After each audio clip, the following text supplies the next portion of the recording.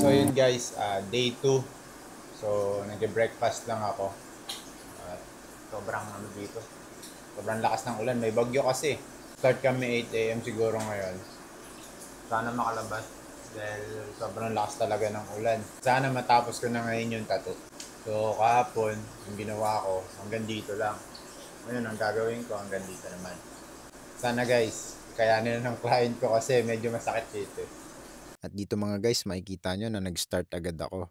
Nakikinig nga kami dyan ng balita kasi napakalakas ng ulan. Sa araw din kasi na to magla-landfall yung bagyo dito sa Batangas kaya inaantabayanan din namin yung balita. Ang problema kasi dito sa Batangas guys, may part dito na hindi pa Meralco kaya madalas pa mag-brownout. Pero ang maganda naman dito sa bandang Tanawan at Lipa, malamig ang klima. Kaya kahit mag-brownout pa, hindi mo na kailangan ng electric fan. Medyo mataas kasi ang elevation ng lugar na to kaya malamig talaga yung klima. At habang ginagawa ko yung tattoo na to, pinapakiramdaman ko yung kliyente ko kung okay lang ba siya.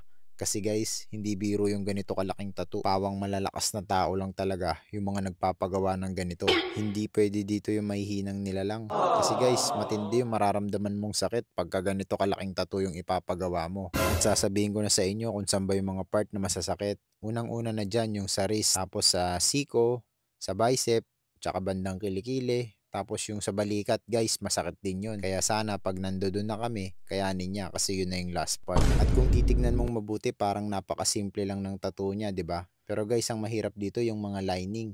Yun nga yung kinakaayawan ng kliyente ko. Parang blade daw kasi na gumuguhit. Pero yun talaga yung mararamdaman mo pagka lining yung tattoo na ginagawa sa'yo. Tapos dito guys, nag-freehand na naman ako. Ganito yung proseso ng pagtattoo ko nito. Tatapusin ko muna yung bulaklak, tapos background, tapos additional freehand ulit. At kung hindi ka sanay gumawa ng Japanese tattoo, medyo mahihirapan ka dito. Kasi yung flow dapat sakto. So ayan pala yung tattoo niya sa kabilang braso niya. Sa Australia pa yan ginawa guys. At solid na solid din talaga yung tattoo niya na yan. Makwento ko lang, nung nagchat pala sa akin yung kliyente ko, medyo matagal na. At sabi niya sa akin home service daw sa Batangas. Kaya nagulat ako guys. Pero ayaw niya pang mag-down nung time na yon. Kaya hindi ko pa siya inaasahan na matutuloy. Ang sabi niya sa akin, magda-down daw siya pag malapit na yung schedule niya. At okay lang daw kahit hindi ko muna gawin yung design. Kasi malaki naman daw yung tiwala niya sa akin. At nung malapit na yung schedule namin at nakapag-down payment na yung kliyente ko, hindi pa rin niya ako hinanapan ng design. Tinatanong niya lang ako kung anong oras ba ako makakarating sa bahay nila. Kaya guys, napakalaki talaga ng tiwala sa akin ng kliyente ko na to. Medyo matagal niya na daw akong napapanood sa YouTube. Kaya sobrang salamat talaga Sir Jay kasi kahit sa YouTube, pinapanood mo ko. So ayun guys, hindi ko natapos yung tattoo. Konting-konti na lang sana yung gagawin namin. At ang sabi niya sa akin, hindi niya na daw talaga kaya. Kasi daw parang nagba-blackout na raw yung paningin niya. Kaya sana guys, bago siya bumalik ng Australia, matapos namin to para maganda na siya tignan at hindi talaga biro magpatato ng ganito kalaki. Napakabihira lang talaga yung kumakaya ng 2 session sa isang full sleeve.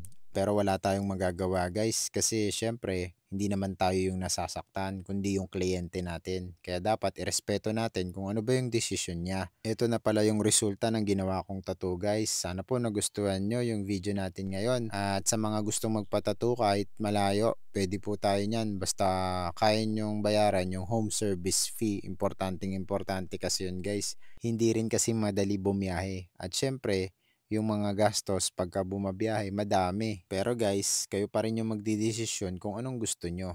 Kasi kayo naman yung gagastos. So yun guys, day 3 dito sa Batangas at hindi ko natapos yung tattoo. Sayang, nag-top out yung client ko. Nahihilo na daw siya at mas okay yun na safe pa rin siya kahit na hindi tapos yung tattoo. Kesa naman sa natapos ko yung tattoo, magka-problema naman yung kliyente ko. So okay na tinigil na lang namin.